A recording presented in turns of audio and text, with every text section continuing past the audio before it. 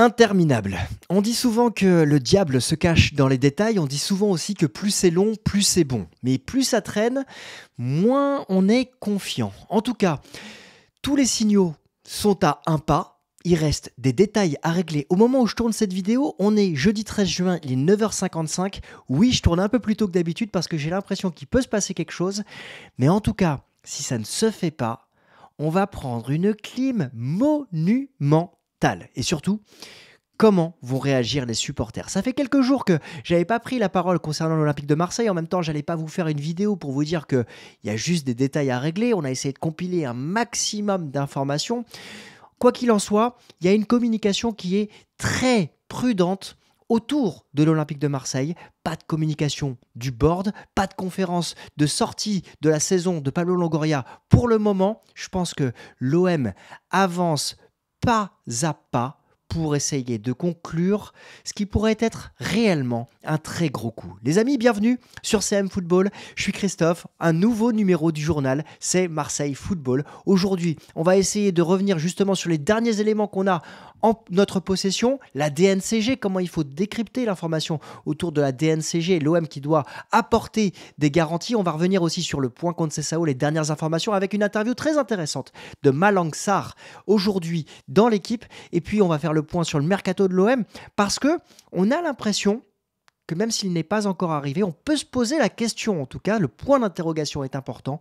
Est-ce qu'il bosse déjà Conceição avec le mercato de l'OM, et puis on parlera de 2-3 dernières informations dans la dernière partie. En tout cas, c'est parti, mais je voulais vous poser une question avant. Est-ce que vous êtes inquiet face à la longueur des négociations avec Conceição? Dites-moi tout ça en commentaire. Comme d'habitude, j'essaierai de répondre au maximum de commentaires au fur et à mesure de la journée. Alors, l'information, elle est tombée hier soir, la DNCG a statué, l'OM est en sursis, mais confiant.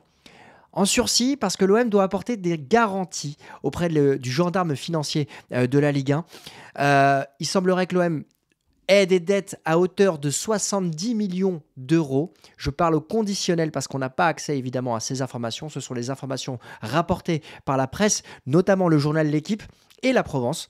Et donc, il faudrait que Franck McCourt puisse remettre la main au portefeuille pour combler ce déficit.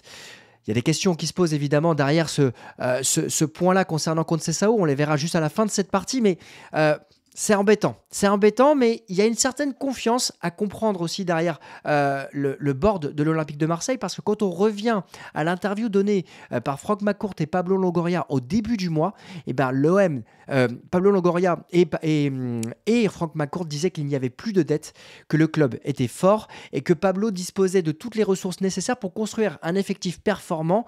Un discours plutôt rassurant de Franck McCourt. Après, c'est toujours surprenant d'arriver dans cette situation, même si elle est comparable à ce qu'on a pu vivre en 2021, en 2022, pas en 2023, quand on sait ce qui s'est passé sur 23-24 sur la saison. Peut-être que l'OM doit être dans ce système en point d'interrogation pour réaliser un bon mercato. En 2021, la masse salariale avait été encadrée. On se rappelle évidemment du mercato qu'avaient réalisé les hommes de Pablo Longoria. Et en 2022, des questions s'étaient posées avant que justement des garanties aient été apportées. En tout cas, c'est quelque chose... Il y a un avis que je voulais vous partager, celui de Vincent sur Twitter, Vincenzo Tomasi. Il disait justement, je ne sais pas si on mesure la chance d'avoir un actionnaire avec les reins aussi solides à la direction de l'Olympique de Marseille. Je sais que c'est un avis qui va peut-être vous faire bondir, mais je suis plutôt de cet avis parce que quand on prend du recul, évidemment, on a toujours en tête... Le sportif, on a toujours en tête les résultats qui ne sont pas à la hauteur de ce qu'on peut attendre, de ce qu'on doit attendre de l'Olympique de Marseille, mais financièrement, le club est de plus en plus stable. Et quand on voit que Margarita Louis-Dreyfus, avant de laisser une grande partie de ses actions à Franck McCourt, avait le choix, notamment avec Gérard Lopez qui est parti du côté des Girondins de Bordeaux, on peut se dire qu'on n'a pas été mal loti dans ce choix. En tout cas, il y a évidemment... des questions à se poser. Si vous voulez mon avis global sur la stratégie de Franck McCourt, je vous ai laissé la vidéo suite à sa double interview en début du mois. Mais il y a aussi un point à prendre en compte. c'est qu'on n'a pas accès encore à la manne financière des droits TV. Et quand on est l'Olympique de Marseille, ça joue beaucoup. Parce que l'OM est la locomotive du football français avec le Paris Saint-Germain pour la diffusion sur les chaînes de télévision. Et l'OM ne sait pas encore quel sera le montant. Alors vous allez me dire, oui Christophe, mais c'est la même chose pour les autres clubs qui, eux, sont passés outre.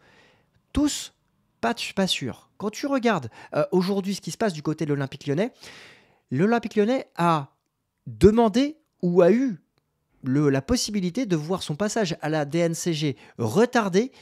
Textor aurait promis 100 millions d'euros de vente de joueurs à la DNCG.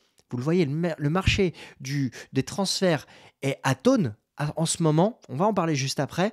C'est normal pour plusieurs raisons, mais important de préciser que dans d'autres clubs qui sont aussi dans une position délicate, il y a des attentes autour de la DNCG. Je crédite Goneback sur Twitter parce qu'ils font vraiment un travail de grosse qualité sur l'Olympique Lyonnais. C'est un vrai média fiable sur les créateurs de contenu. Alors, avant de passer au point Conceição, vous allez me dire comment interpréter cette décision de la DNCG. On peut imaginer deux questions. Vous me direz celle qui vous... vous me direz votre avis, mais on saura rapidement s'il y a un impact du passage de la DNCG, de l'OM à la DNCG. Pourquoi ? Parce que, est-ce que l'OM attendait que la DNCG statue sur les comptes pour officialiser Sergio Conceição ? Ou, dans l'autre sens, est-ce que Sergio Conceição attendait que la DNCG donne son avis sur les finances de l'OM pour dire oui ? L'avenir nous le dira, mais c'est certain qu'on a un Sergio Conceição qui est en attente, et nous aussi. Et on est tous un peu comme ça. Je pense que tous les matins, quand on se réveille, on scrute tous les réseaux sociaux et on se dit « Ah !» Il n'est pas encore arrivé. Mais on croise les doigts parce que plusieurs médias alternatifs annoncent son arrivée, sont plutôt confiants. Et on peut se poser évidemment la question de savoir si il est déjà en train de travailler. En tout cas, dans le journal L'Équipe d'aujourd'hui, donc le 13 juin, il y a une interview de Malang Sarr où très rapidement, dans la première question, il répond que Conceição est spécial. C'est un homme qui regarde tous les détails et que s'il vient, eh bien, il voudra maîtriser évidemment l'ensemble de la chaîne de décision avec évidemment le board qui sera autour de lui. C'est un entraîneur travailleur, ambitieux, qui est très attentif justement à la qualité de ses joueurs, mais aussi aux forces et évidemment aux faiblesses de ses adversaires. Alors évidemment, tout ce blabla, c'est dans l'interview, mais ça confirme une idée que l'OM, s'il décroche la signature de Conceição, ferait un très gros coup sur le marché des transferts de l'entraîneur. En tout cas, sachez que l'analyse est encore une fois quasiment ficelée. On est à un pas. Des détails restent à finaliser dans mon analyse complète de Sergio Conceição. J'ai bossé encore dessus hier après-midi. Elle sera prête, elle sera sortie au moment où on aura l'officialisation potentielle de son arrivée. En tout cas, dans le journal L'Équipe hier, tout s'est accéléré. Tout s'est accéléré également pour la Provence. Donc, on n'est plus qu'en attente de savoir ce qu'il va se passer, mais il y a aussi la presse portugaise qui, elle, n'a rien avancé depuis la semaine dernière. Et évidemment, on peut se dire que la presse portugaise peut être celle qui va annoncer son transfert. Si on regarde le site, en tout cas le compte le plus influent sur le FC Porto et le plus fiable sur le FC Porto, il annonçait il y a quelques jours que Sergio Conceição avait proposé à Pep de devenir son entraîneur adjoint. Je vous dis rien pour l'instant parce que je veux pas spoiler et j'attends évidemment la confirmation de son arrivée, mais sachez que si jamais il vient à devenir le futur entraîneur de l'Olympique de Marseille, j'ai déjà travaillé pour que la semaine prochaine, il y ait du contenu exclusif sur la chaîne, un contenu que vous ne pourrez pas retrouver chez d'autres créateurs de contenu, avec peut-être une interview d'une personne qui suit très très bien le FC Porto et qui pourrait nous donner aussi son avis de expert du FC Porto. On croise les doigts, en tout cas, avancez, vous pouvez vous abonner sur la chaîne pour suivre ça. Alors, évidemment, le titre de cette miniature aujourd'hui, c'était « Est-ce qu'il bosse déjà ?» Parce que il y a des signaux forts et des signaux faibles qui sont en train de se passer autour du marché du transfert. Il y a Fabrizio Romano ce matin qui annonçait, qui confirmait les informations venues d'Italie, comme quoi l'Olympique de Marseille et le Genoa étaient en train de finaliser un accord pour un prêt avec une option d'achat pour Vitinha. On n'a pas encore le montant. On parle, du côté de la presse italienne, d'un montant autour des 15 millions d'euros. On se rappelle que Vitinha avait été le transfert le plus élevé de l'histoire de l'Olympique de Marseille pour 25 plus 7 millions d'euros qui étaient les bonus, 25 millions d'euros amortissables sur 5 ans. Donc ça veut dire que 5 ans d'amortissement, ça veut dire qu'il y resterait 15 millions d'euros à amortir sur son transfert. Si on est dans la team comptable, on se dit que prêt avec option d'achat, 15 millions d'euros, ça pourrait être financièrement une opération à zéro. Mais encore une fois, je sais très bien, on n'est pas là pour faire les comptes de chiffres, mais on est là plutôt pour faire les comptes sur le terrain. Et Vitinha, jusqu'à maintenant, aura été malheureusement un flop. Mais est-ce que ce n'est pas déjà la patte de Conceição qui ne capitaliserait pas sur lui et qui validerait son départ définitif? On est en droit de se poser cette question, je n'affirme rien ici. En tout cas, il y a Ben Jacobs, célèbre journaliste anglais, qui annonce que Al-Shabaab en Arabie Saoudite ferait campagne pour attirer de nombreux joueurs et parmi lesquels il y aurait Pierre-Emerick Aubameyang qui a encore un contrat de 2 saisons avec l'Olympique de Marseille. Évidemment, je ne vous pose pas la question de savoir si vous aimeriez le voir partir. Moi, j'ai pas envie de le voir partir. Maintenant, si on se positionne en team comptable, eh bien, ça va dépendre évidemment de quelle est la somme que proposera Al-Shabaab, parce qu'il y a ce contrat de 2 ans et on sait que l'Arabie Saoudite est en capacité de pouvoir délivrer évidemment des sommes faramineuses en transfert et également en salaire. Est-ce que ce serait une opération gagnante-gagnante ? C'est à suivre parce que, on va le voir juste après, l'OM ciblerait un attaquant. On va le voir juste après parce que l'Atalanta Bergame serait sur Léo Balerdi. On va attendre ici parce que ça prendra plus de temps. Léo Balerdi qui pourrait disputer la Copa América. À voir, mais ce serait pas surprenant évidemment de voir l'Atalanta Bergame, qui est un club qui monte en Italie, qui a remporté l'Europe. On n'a pas, en tout cas, à rougir ici de la défaite par rapport à ce que prouvait l'Atalanta Bergame face au Bayer Leverkusen. Alors, dans l'ombre, si Sergio Conceição arrive, évidemment, ce serait Jorge Mendes qui serait en train de tirer les ficelles. Mais ça veut dire que dans ce marché atone, actuellement, est-ce que l'OM est en train de prendre du retard? Je vois beaucoup cette question se poser, même dans les médias forts, la Provence, l'équipe, pour ne citer que. J'ai un avis un peu plus posé et calme sur la question parce que on est dans un marché du mercato où il y a l'euro qui arrive. On est dans un marché du mercato où, en France, on n'a pas accès aux droits télé. Et donc, j'ai pas l'impression qu'on est en train de prendre du retard. Le marché va être lent. Et la reprise du championnat, elle est fixée autour du 15 ou 16 août.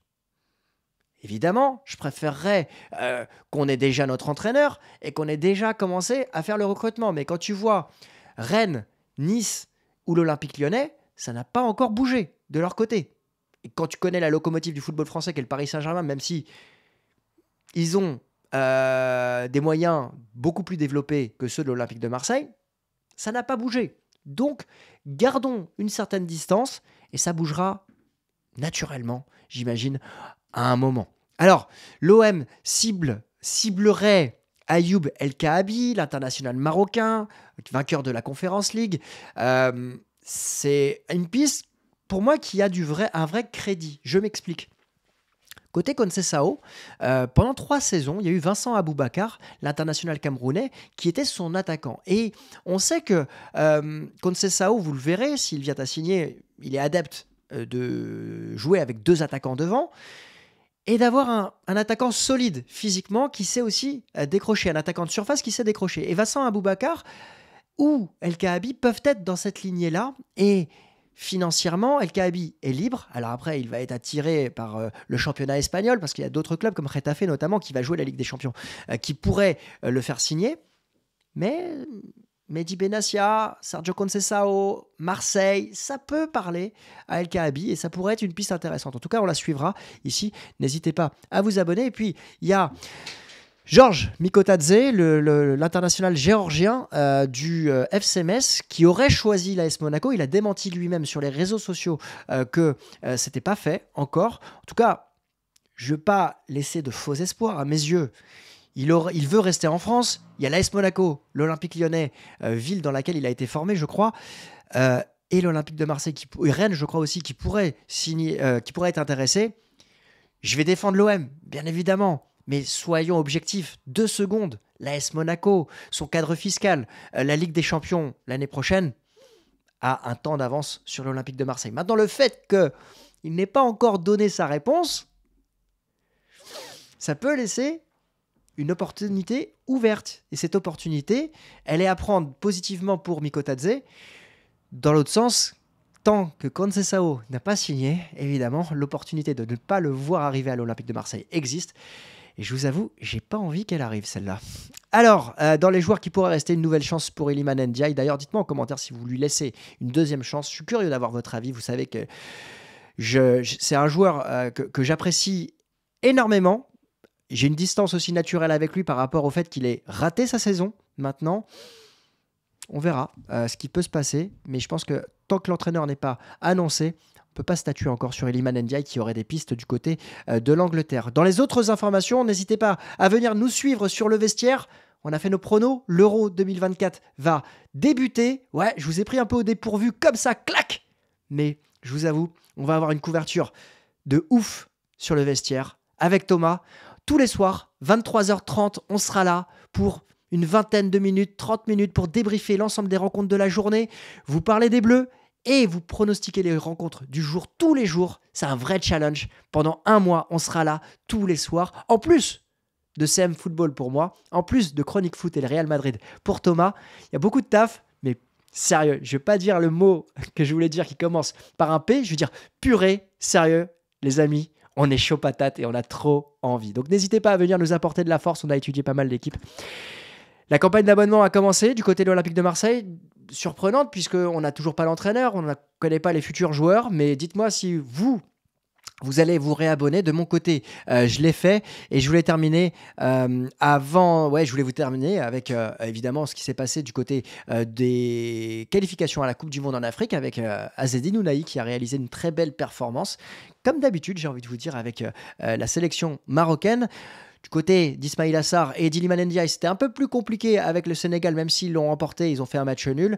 Et puis, on a Pierre-Emerick Aubameyang qui a été important avec le Gabon également. Je n'ai pas les images à vous proposer aujourd'hui, mais on resuivra les sélections africaines à la rentrée parce que ça me tient à cœur. N'hésitez pas à me dire en commentaire si vous êtes inquiet face à la longueur des négociations avec Conceição. Et évidemment, je vais terminer par ces éléments-là. Si Conceição vient d'être officialisé aujourd'hui, je pense qu'on aura une vidéo à chaud pour vous partager ma réaction et les informations qu'on aura. Et puis sinon, on se retrouve pour l'analyse complète dès qu'il sera présent. Et si ce n'est pas lui, il y a une autre analyse qui sera prête, mais elle nécessitera un peu de travail. Voilà. Donc dites-moi en commentaire votre avis sur cette vidéo. N'hésitez pas à liker, commenter, partager. Merci pour la force. Et on se retrouve très très vite pour une nouvelle vidéo sur l'actualité de l'Olympique de Marseille. Très bonne journée les amis. Ciao.